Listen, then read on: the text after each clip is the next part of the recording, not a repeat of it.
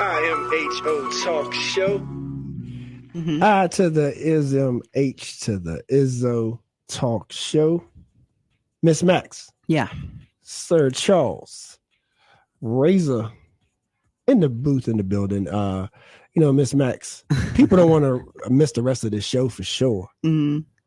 So what's the ways that people can reach out to us? I'm just curious. If I don't live in Charlottesville, Miss Max, but I want to hear our angelic voices. Right.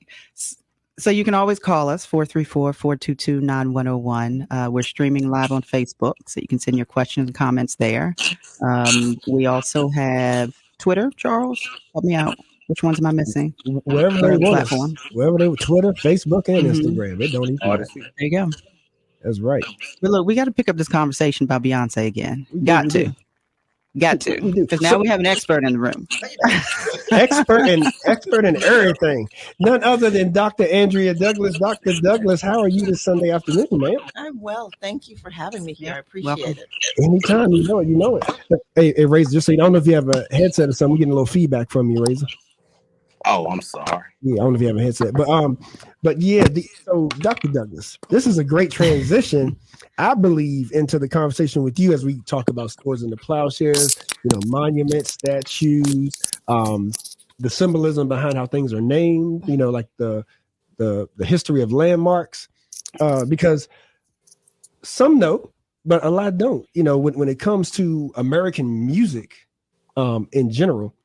The role that Black Americans, even slaves, played in that, and so when people look at Beyonce and what she's doing, like with her new music, when it comes to going in that country realm, she's getting a lot of backlash for being this, Black woman going to the country realm for different reasons, right? Could be her star power may overshadow, folks who are currently ingrained in it.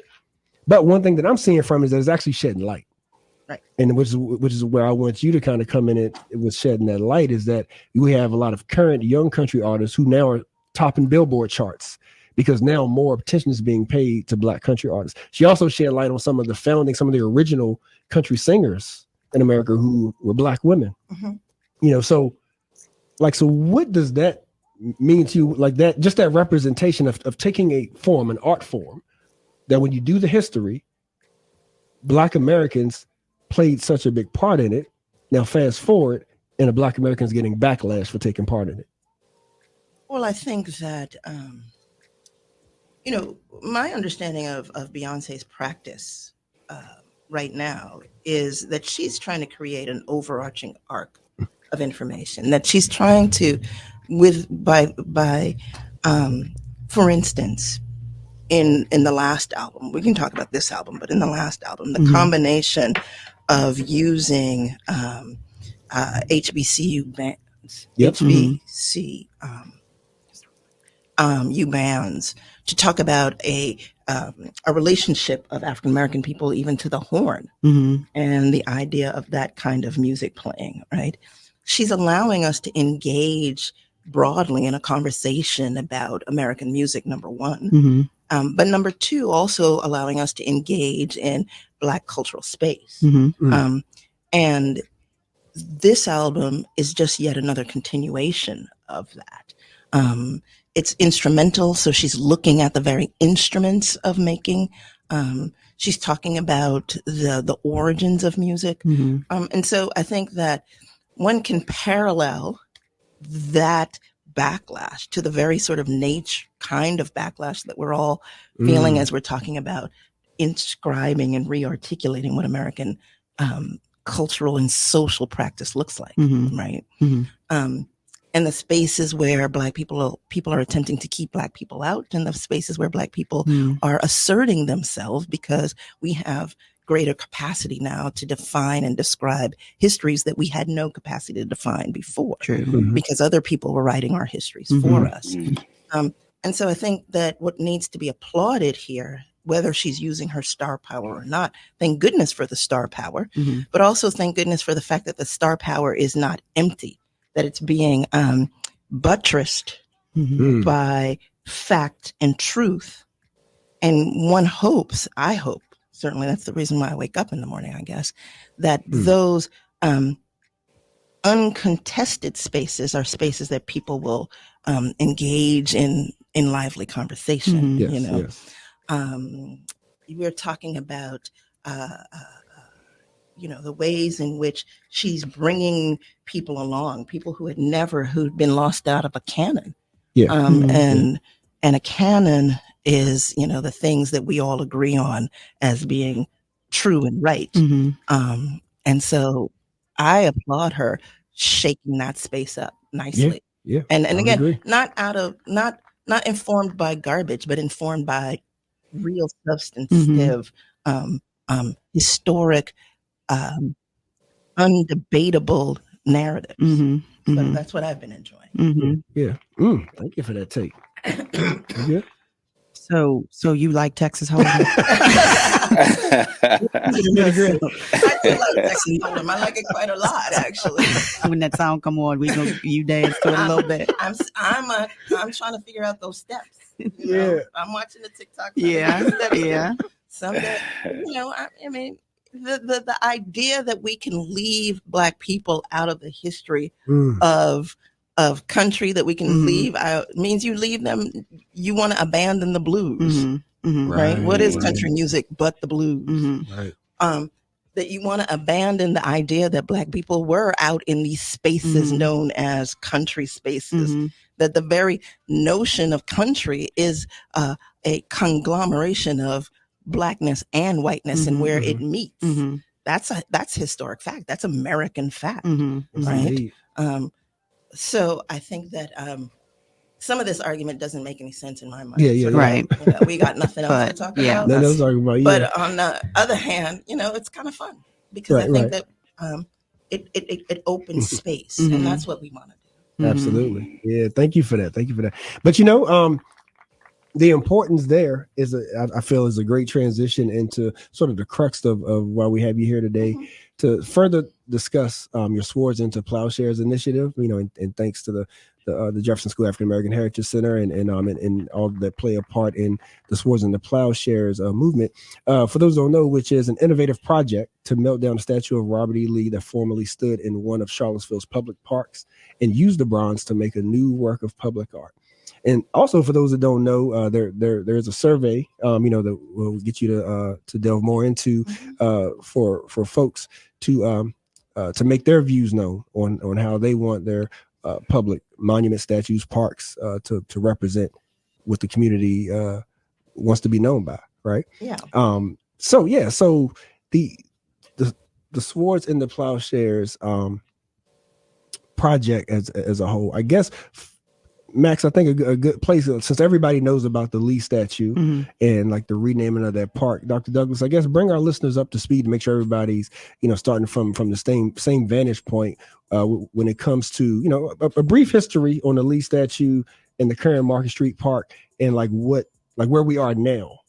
Like when it comes to that, then we can dig into everything else with Swords in the Plowshares. Yeah.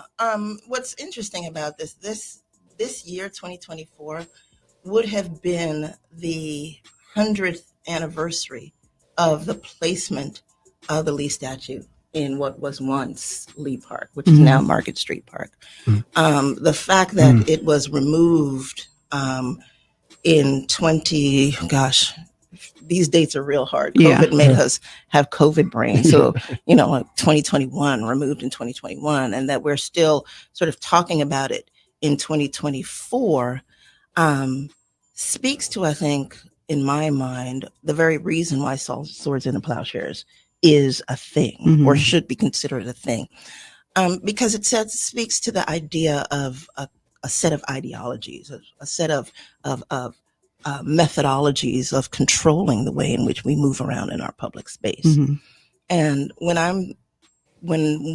what for me is the most important and really the reason why I got even involved in this, both personally and causing our institution, the African American Heritage Center, to be participant in it, was because of this idea of the public and who has the right to be public.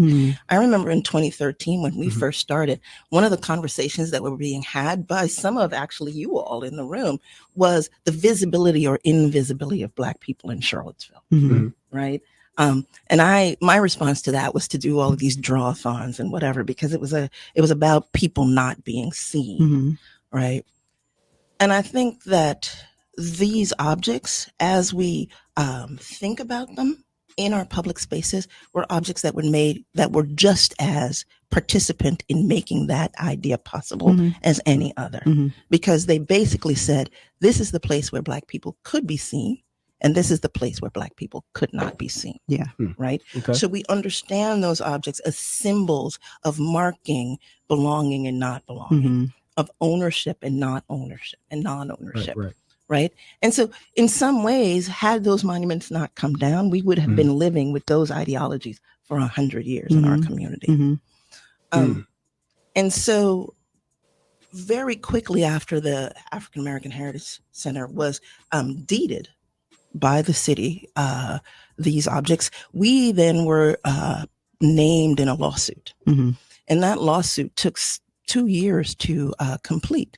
But the implications even for that time was that we had the opportunity now to create a space of case law, where the question of whether or not a community could make decisions that had been decided by the Supreme Court, that was at the very heart of what this lawsuit was about, brought by people who claimed that they had standing, that by the very nature of their desire to acquire something, that they had to right to interfere in a community's decision-making.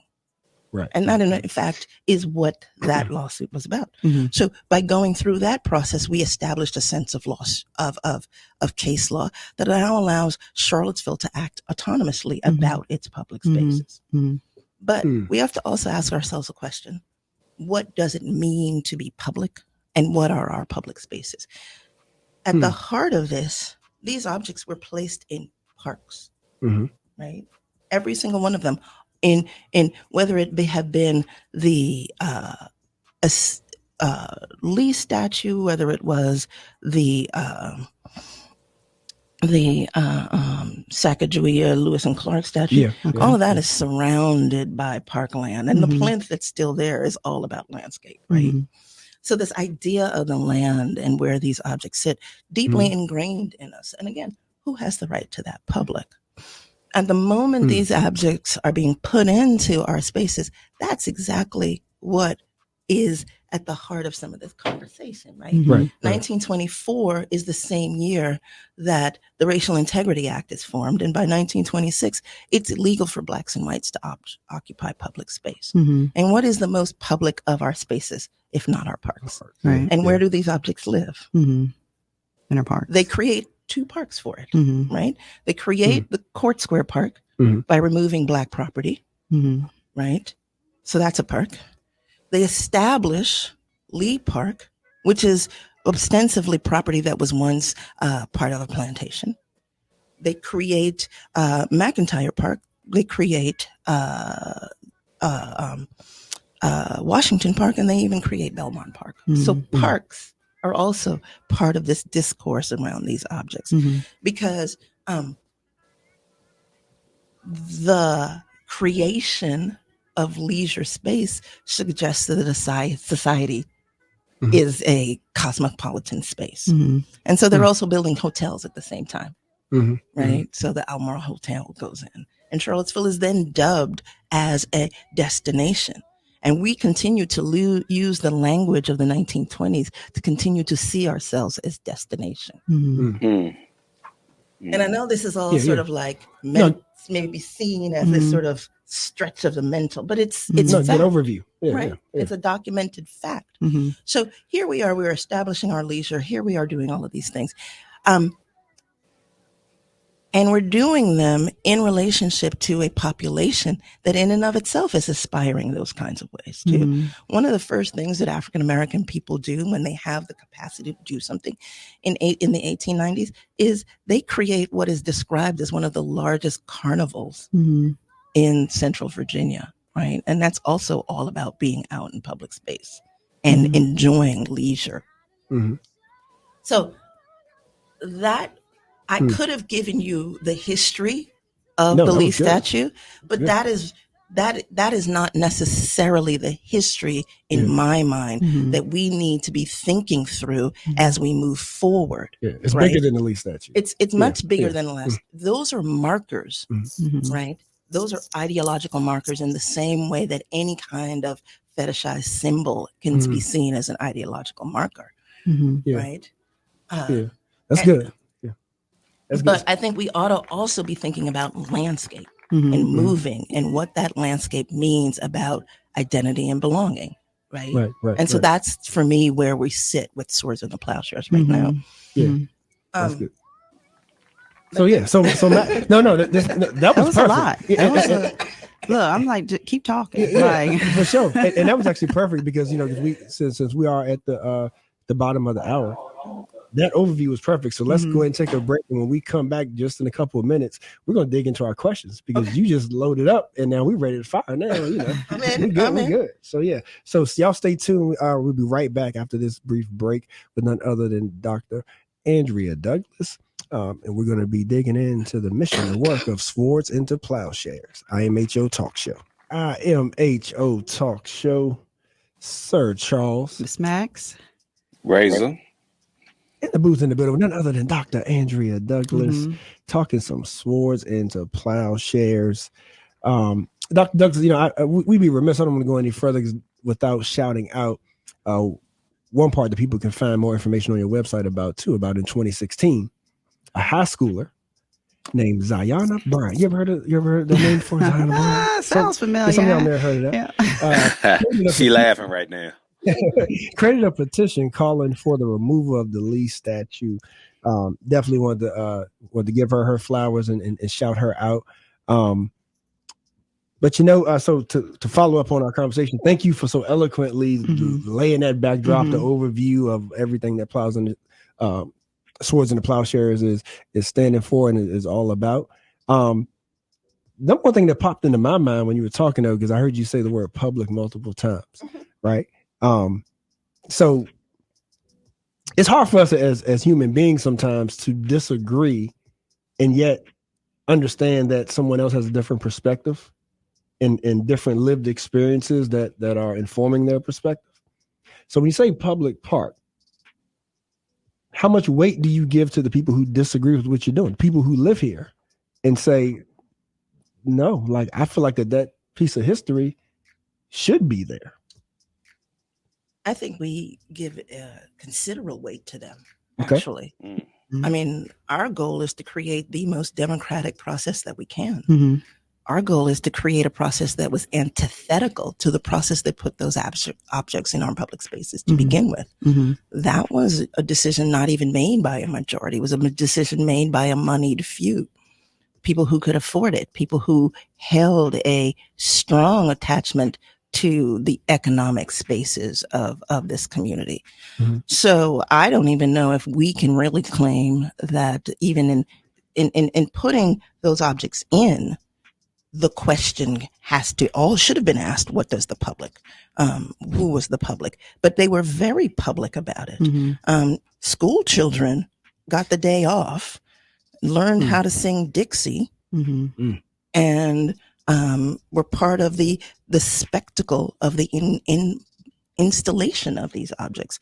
So public for them was very important. And they went into the public in order to articulate their ideals. This process has been described as anti-monument, which is what we hoped that it would be. But it must be public, and we have not created a space that allows people who don't agree with the process not to participate in the process. We have just made decisions guided by a public about how this process is going to unveil itself. And we have taken the time to be as thoughtful about it as we can. The community engagement that we launched, we tried to do that in the middle of COVID. That's an impossible thing. And some would argue that it's impossible to do because in the beginning of COVID, nobody was coming out.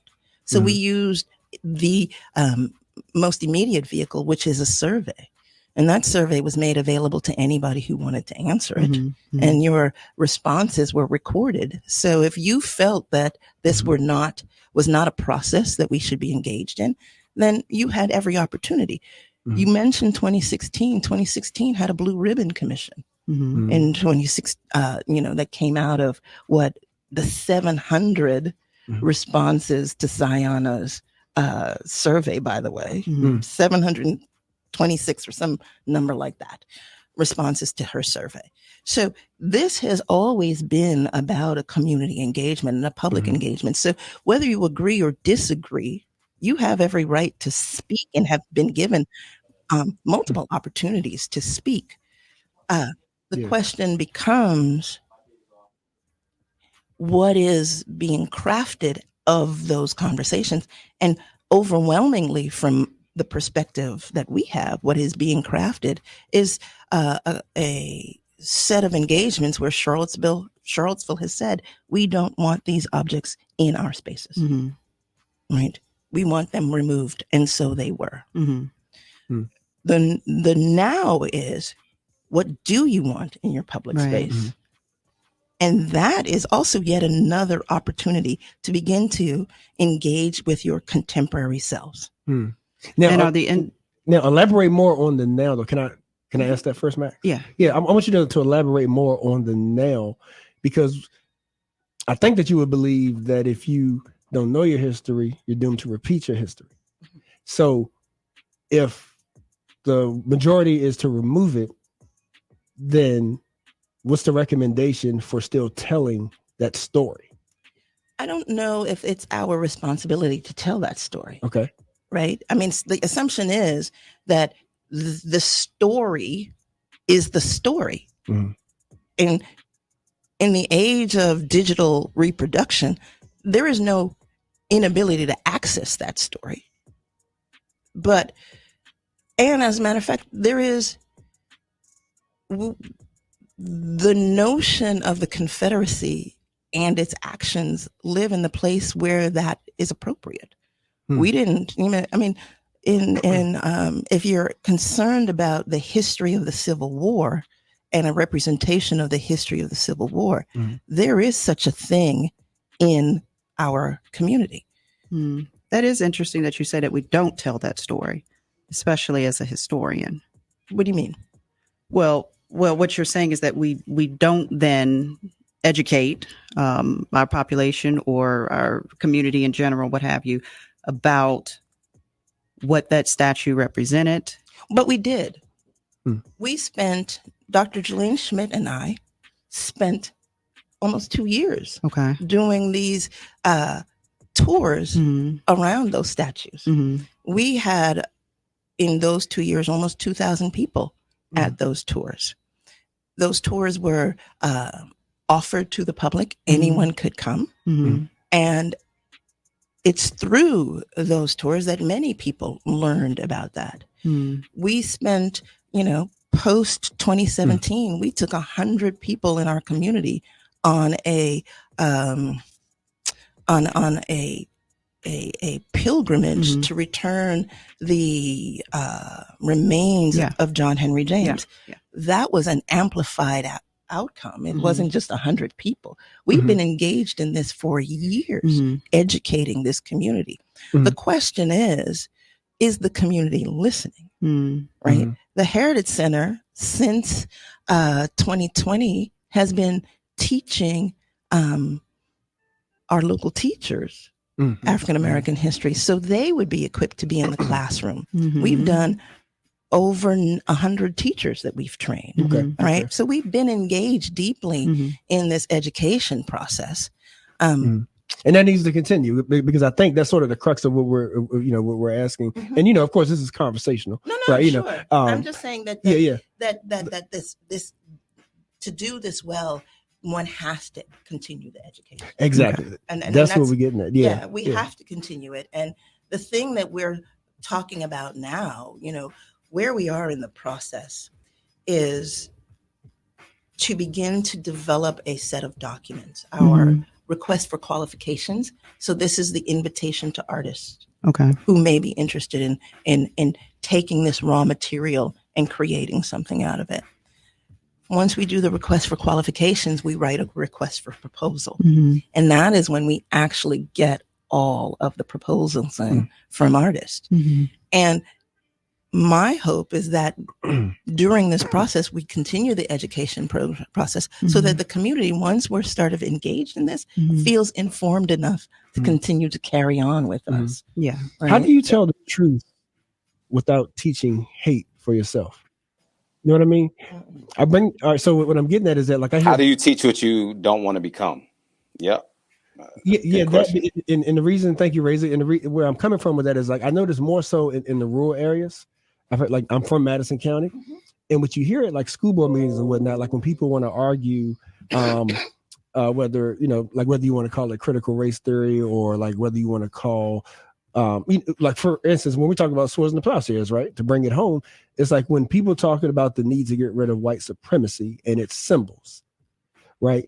A lot of white people or people who still like romanticize the Confederacy, they say that their fear is you're teaching their children to hate themselves just by teaching them their history. So I'm asking you as an educator, right?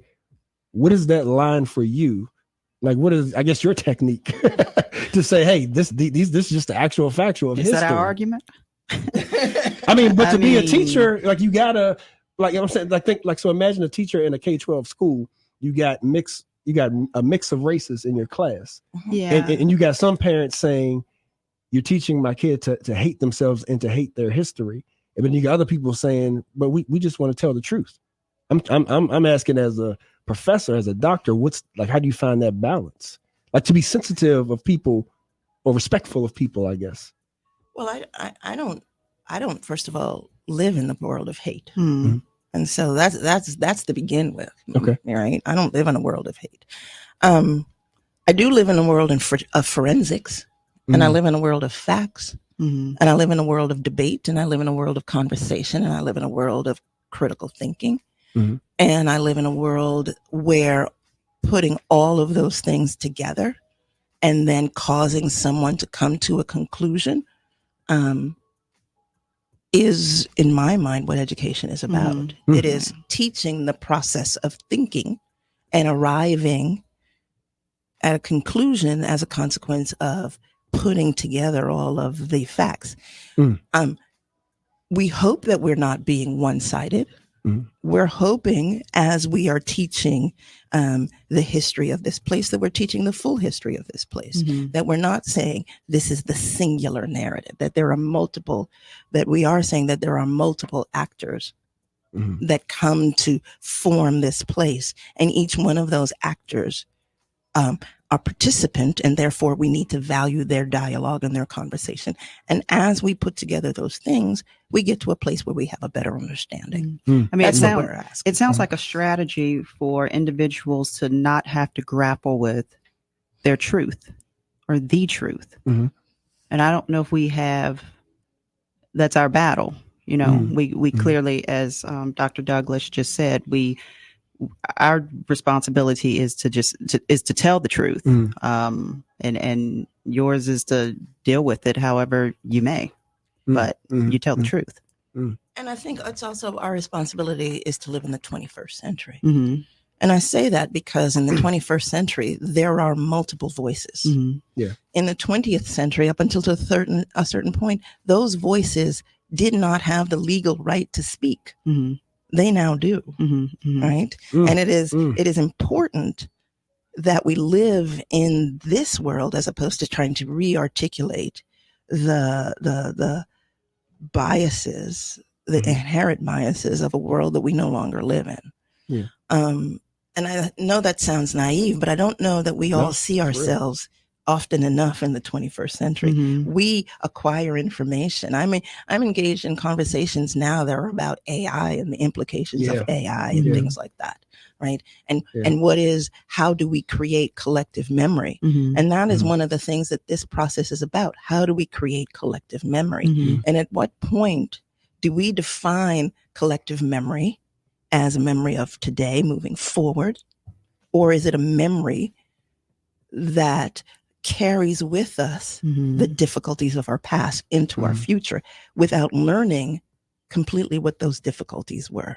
Right. Okay. And so as we are thinking through this process for Swordsmen and Plowshares, number one, our goal, as I said, is to create a democratic process. We are not saying that there is no voice of opposition in this room, because we know that there are. And we know that the opposition is for multiple reasons. There is opposition that is grounded in, aesthetics. There's opposition grounded in a economics. There's all manner of opposition to this process.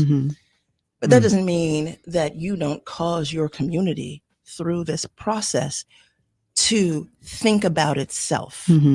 And I think that is what we're trying to do here also at Swordsmen and Plowshares. If we are in fact writing policy to define ourselves, what are we writing that policy based on? Right? How do we understand that? And can an art object, through this collective discussion, create something that is representative of what this particular period wants? And I think that's also something to be valued as we think about what that is.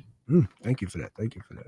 So we are joined by Dr. Andrea Douglas, talking Swords into Plowshares. And so you mentioned the survey as well. Tell so currently, I guess, dig a little deeper into those who may not know that there's an active survey right now on what you're trying to garner from that. Yeah. So this is our second survey. The first survey was about public space. What was a space that one felt comfortable in? What was a space that one did not feel comfortable in? What could be developed that would cause people to feel more comfortable around occupying that space? This survey is actually about the landscape, because there's some things that we know about this landscape relative to where an object could go, because this is now the question of where you're going to put it. Some people would like us to put it right back into Market Park. That's actually what I thought was going to happen, but that's still up in the air. It's all up in the air. Okay. It was never decided. We still have to have a conversation with the city of Charlottesville. Okay. Right? This will ultimately be a gift. Right? But it was never decided exactly what that location was, because this is supposed to be a community-based, community-driven discourse. So, but what we do know is that we're speaking about a very specific space. And what we understand about this specific space is that this space also has its own set of histories that allow us not to just think about the Jim Crow period in the 20th century, but also think about the full breadth of what this landscape looks like. Charlottesville is the fourth richest, or was the fourth richest, Charlottesville and Elmore, the fourth richest community as a consequence of chattel slavery. There were plantations in the center of Charlottesville. We still live with the remnants of those plantations in the ways that we name our locations, right? The easiest one, Belmont, Penn Park, places like that we know are identifiable landscape plantations. We also know that those then morph into becoming city space, right? Cared for by the city in some instances once they become parks. And then, as I said earlier, a very specific moment in time that those places Black people no longer have access to them, right? I have a question as soon as Dr. Douglas is finished. I got an important question. Sure. And so this new survey, just getting it back to this thing, this new survey is about what do people know about these landscapes? If they knew about them, would they want to know more about them? And then ultimately, where do they think this object ought to go? Right? And so it is that information that we're attempting to gather in order to then make ourselves able to write those two RFP, the RFQ and the RFP. So the survey is a really important thing, but we're foregrounding certain conversations, right? Right now, the survey, only 16% of the African-American population has answered that survey, right? Minimum 20% of that survey response, because that is equal to our representation at minimum. And the survey's on your website, or it is. You can find it on the Heritage Center website right on the first page. Okay. So that's jeffschoolheritagecenter.org, Mm-hmm. or you can find it on the sipseville.com webpage. Okay. And the sipseville.com is specifically related to the project. Mm-hmm. Yep. And so the other piece of this is this history that I'm trying to articulate is a history that I think African-American people should be particularly interested in, Mm-hmm. because it is a narrative about themselves as well, and themselves in on the land. The fact of the matter is, leisure, as described as parks, is something that is a difficult space for Black people to have the right to be in. Mm-hmm. Someone said to me, a conversation about parks should include, or a survey about parks should include a income demographic. Mm-hmm.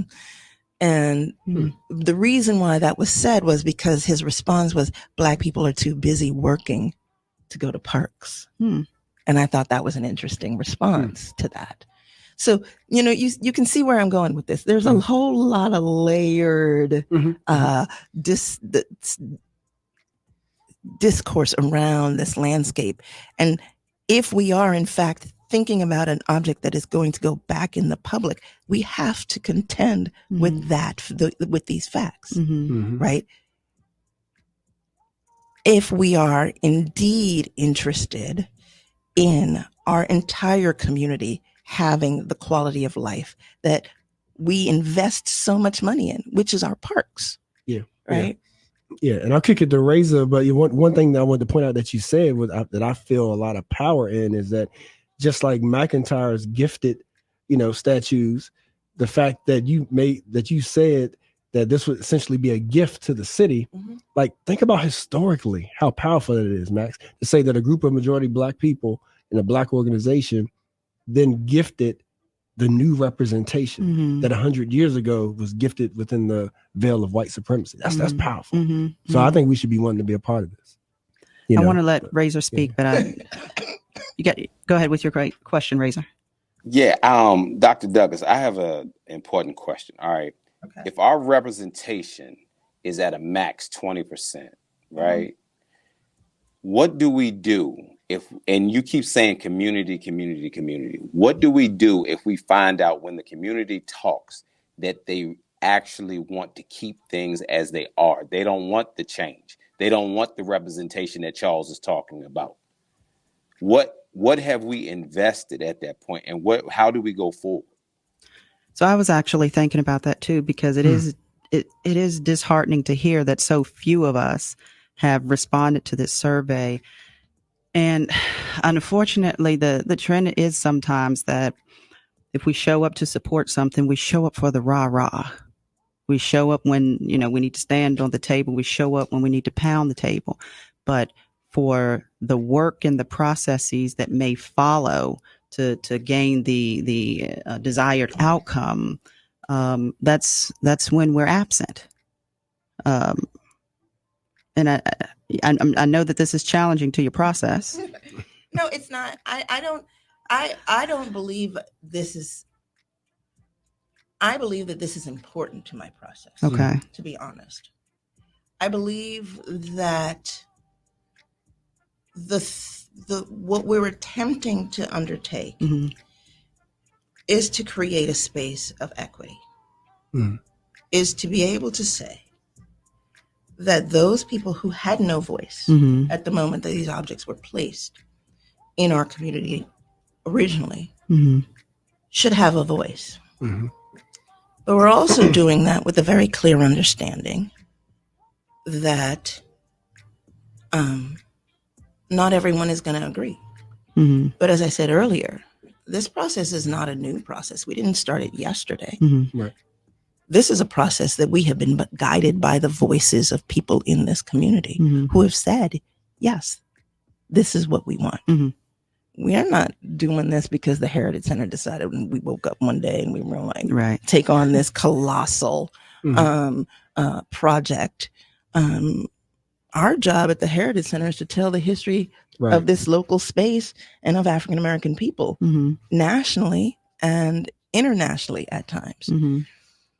But in order to be doing that, you have to contend with this local space, because this local space, as a historic fact, is responsible for much of the racial narrative that we live with in this country. Mm-hmm. And we know that.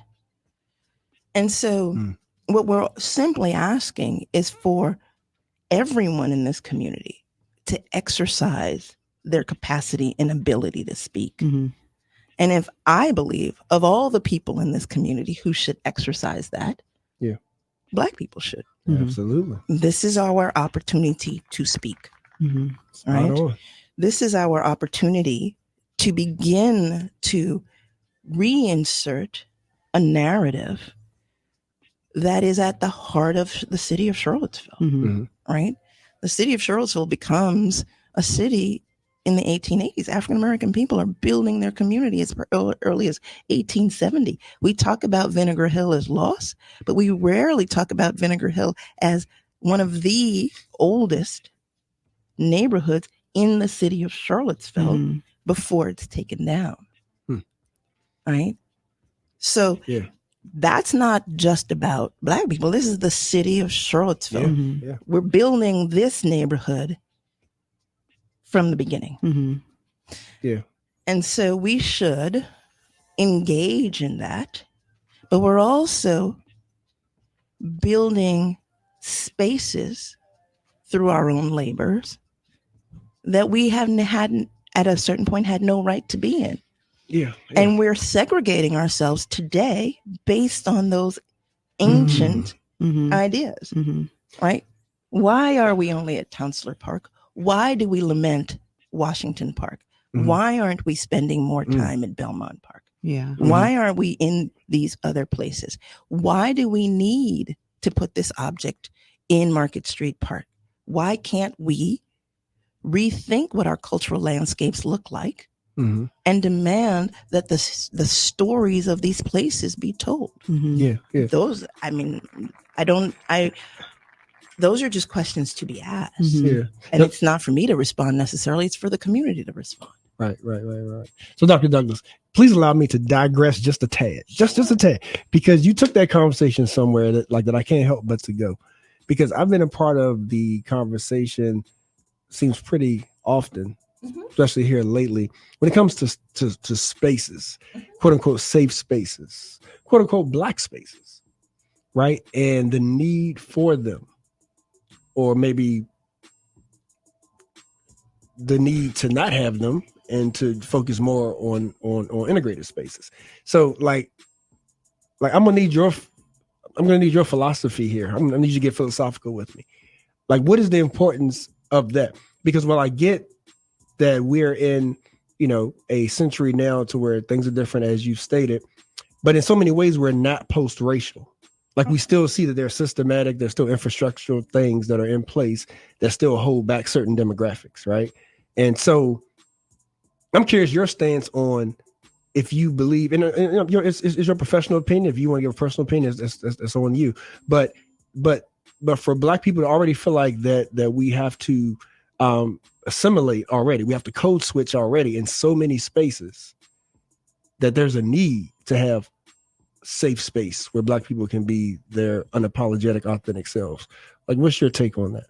I think we can chew gum and walk at the same time. Okay, that's my take on it. And I think that is at the heart of even this conversation. People have asked me, why are you spending your time thinking about removing statues when we could be thinking about, housing? Well, why can't we think about housing and removing statues? True. Right? I believe that there is everything about that. Let me start over. To want to hold on to a cultural self, to want to look at people who look like you, who are performing like you, shouldn't be considered a negative. It's the way in which one prepares oneself to enter into the world, right? Whole people understand who they are so that when they step out into the world, they remain whole as they are then engaging with other people who are not like them. But if you have no place that tells you what it means to be a whole you, then you know nothing about it, and you don't know how to do it. And so when you get into another space, you're performing not as yourself, but you're performing in relationship to something else. Right. And so that's why I believe that a heritage center is important in our community, because it allows us to learn about ourselves. It allows us to teach others about who we are. And it allows for a free conversation between those two spaces. I think that when you're asking an institution to be everything, then that institution may or may not do that successfully. But I also believe that without a heart, you can do whatever you want to save the body. But without the heart that understands what that body needs, you're not acting as a whole person. And so that's why I believe you can do both. You can move into these two spaces, but sometimes you need to step back and come home. And no one ever says you don't have a right to go home, right? Right. So why do we not have a right to have a cultural center? Right. Yeah, love it. Thank you for that response. And Max and Razor, as we kind of draw to a close, I do have one more thing. Make sure, I do have one more thing. I make sure y'all chime in. You can go ahead, Max. I did have something else too, but just want to make sure y'all. So I know that this conversation is more focused on public spaces in terms of parks, but you touched on something a little bit earlier that I'm hoping you can expound on. But when we talk about public spaces and implicit and explicit racism and feeling a sense of belonging or safe space, as Charles referenced it, one of the things that immediately comes to mind for me is the downtown mall. Now, aside from just the history of the land itself, that mall is not conducive to African Americans feeling safe and welcomed and a sense of belonging there. And I know that the city and individuals, local groups have attempted to make it more inclusive. So we get things like block parties and the occasional tom-tom concert, which I'm sure goes a long way with people. But it doesn't get to the heart of the issue, which is that we talk about these racist symbols when we talk about the statues, but those symbols can still exist and be non-existent, right?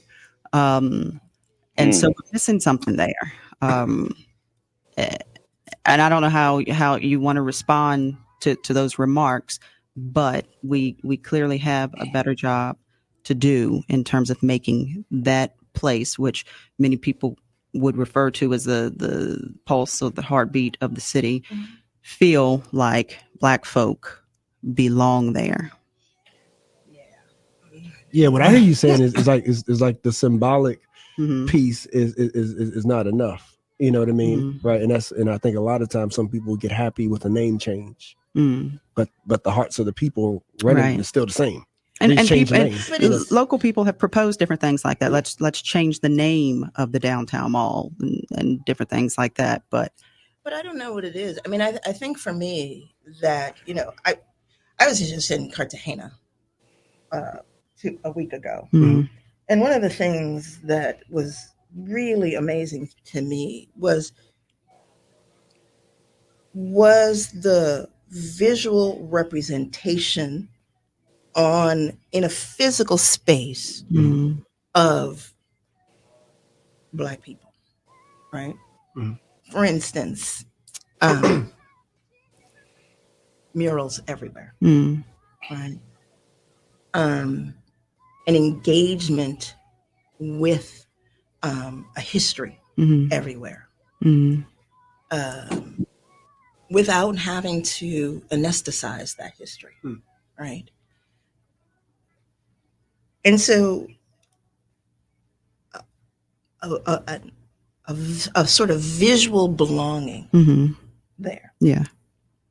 We don't have that on the mall. You don't need to change the name of the mall, but you do at some point need to acknowledge the fact that, there were several African American people who owned businesses on that mall, and not have that be a transient fact.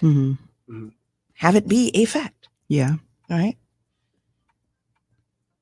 The sort of way that we articulate who Charlottesville is within that space is part of the reason why we're even taking the route that we're taking and talking about public.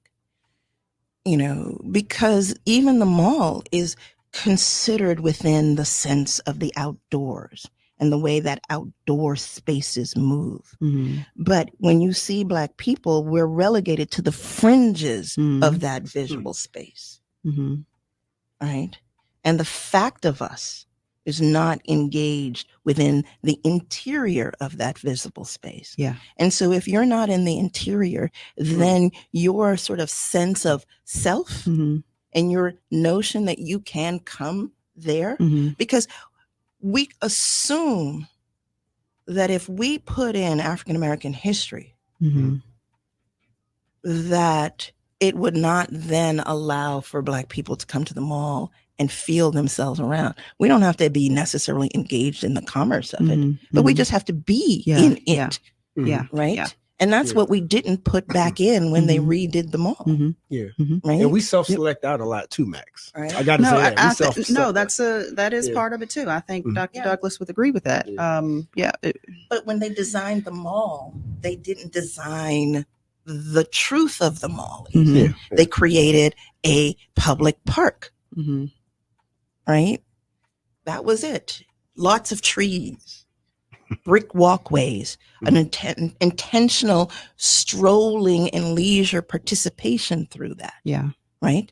And so the ownership of space and the truth of even that narrative doesn't exist. And then when you start to think, where are the images of Blackness on that wall? It's on the fringes, right? The very thing that they claim that they put on there. Right. One mural is on Market Street and the other one is on 2nd Street. And we're not quite sure what those trees are doing, but they're holding hands and allegedly they're all of us.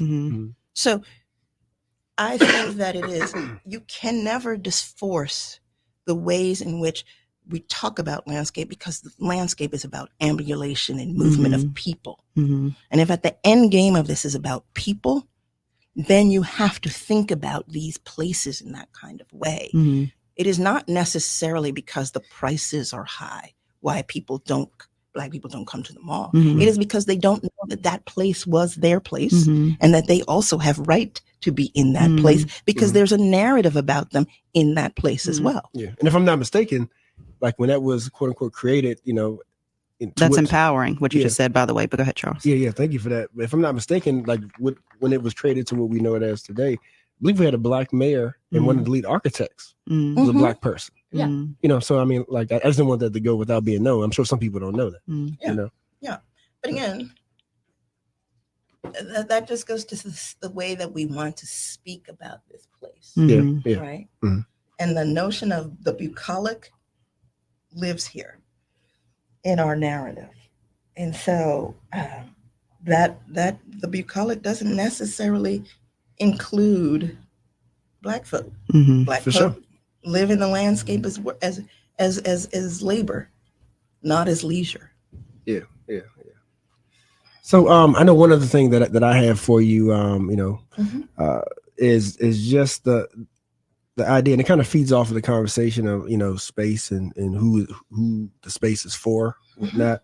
Like, so even when we look at the partnerships, and this is something that Razor actually was talking about earlier, like when it comes to like certain like names and such, and like where we put the importance, right? And even what Max was just saying a minute ago, it's like you can have sort of the symbolic things, and then you can have like the intangible things that may even mean more on the latter part. So when So like where we put our weight at. So when I look at partners, and I'm gonna try not to get you in trouble. I don't care. But UVA is pretty heavy when it comes to the coalition, right? So you're talking the Memory Project at University of Virginia, the Karsh Institute of Democracy, UVA's Institute for Environmental Negotiation, Virginia Humanities, which is separate technically from UVA. But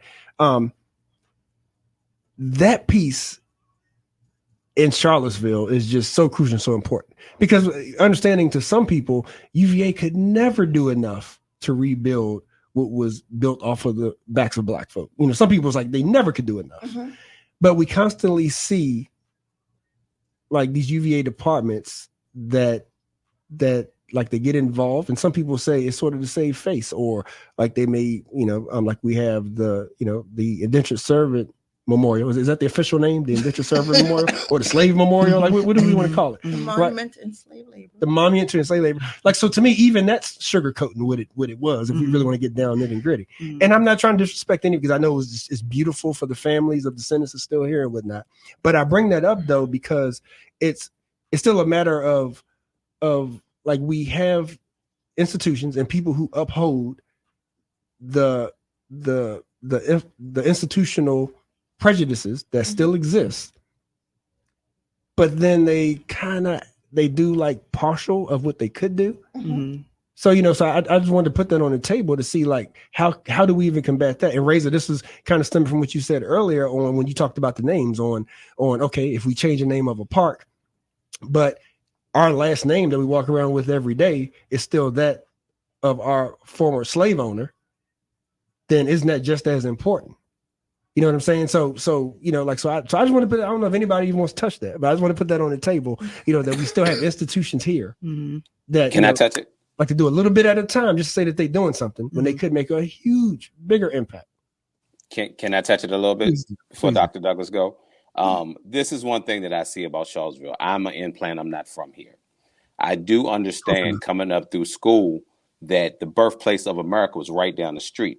3 of the founding fathers between Orange County, Harrisonburg, and Charlottesville developed what we know to be racism and the system that America operated by.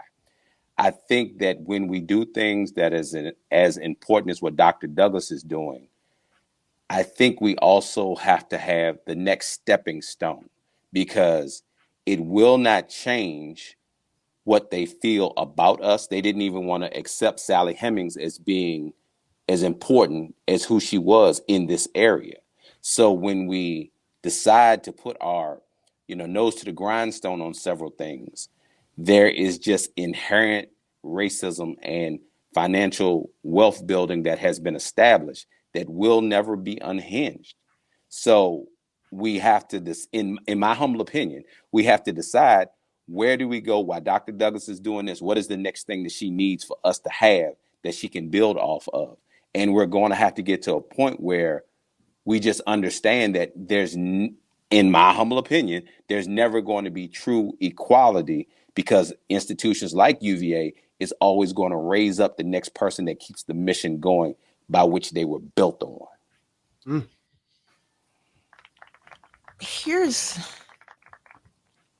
I don't think I can agree or disagree with any of what you said. But here's what I think in some real terms here. I think that when I talk about what it means to be a 21st century person, you can either let somebody write your story or you can engage in the writing of that story yourself. Yes. You can either continue to allow a narrative to be written about you that affects your erasure, or you can step into that place where that narrative is being written and demand your fact, the fact of yourself. Yep. And so our hope is that more of us stand in that space, right? It is because we have been standing in that space that we have been driving this notion of democracy and freedom to begin with. We can never be lazy. And I don't want to use the word lazy as a negative. Lazy meaning that we have done this. We know how to do it. Mm-hmm. Let's not be forgetful. Yeah. Right? This community is this community because we did this. Mm-hmm. Let's not be forgetful. Right?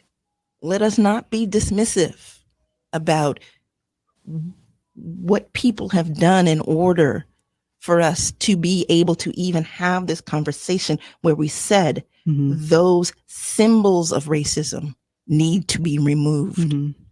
And someone dared to say, stupidly or smartly, if it's not us, then who? Right. And I said, if it's not us, then who? That's right. Right.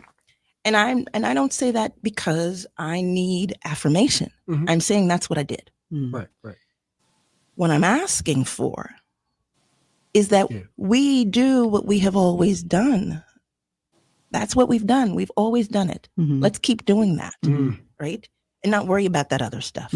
Because in fact, if it wasn't for Black people's true understanding of what it means to be free, a good number of us would not be free in the way that we believe ourselves to be today. And so we owe it to ourselves to continue not to be resilient, but to be persistent. Throw the resilient word away. Be persistent. We have always been persistent. We should continue to be so. Yeah, that's good. Thank you for that. Max, I ain't gonna touch it. I mean, like good stuff. Like she set the booth on fire right there. So you go ahead, Max. You close it how you want to close it. Yeah, I mean, Dr. Douglas, you know your family here. This was a great conversation, and I want to thank you for being here and sharing with our listening audience the rich history of the city, the good work that's going on in this city, the charge that many of us, the mantle that many of us have taken on, and the commitment to making this city an example to the world in the right way and for good reasons. And we need more like you, and more like Charles, and more like me, and more like Razor. Razor? More like Razor. Yeah. But no, I say all that to say, it's what you're doing and what you represent is a true example of Black excellence. And we thank and appreciate you and your team for that. And this is a collective effort. IMHO does what we do to benefit the Charlottesville community and the Black community here. Jefferson School Heritage Center does the same. And then all of these other little pockets of people and organizations that are doing their good work too, to invest in our local Black community. It takes all of us.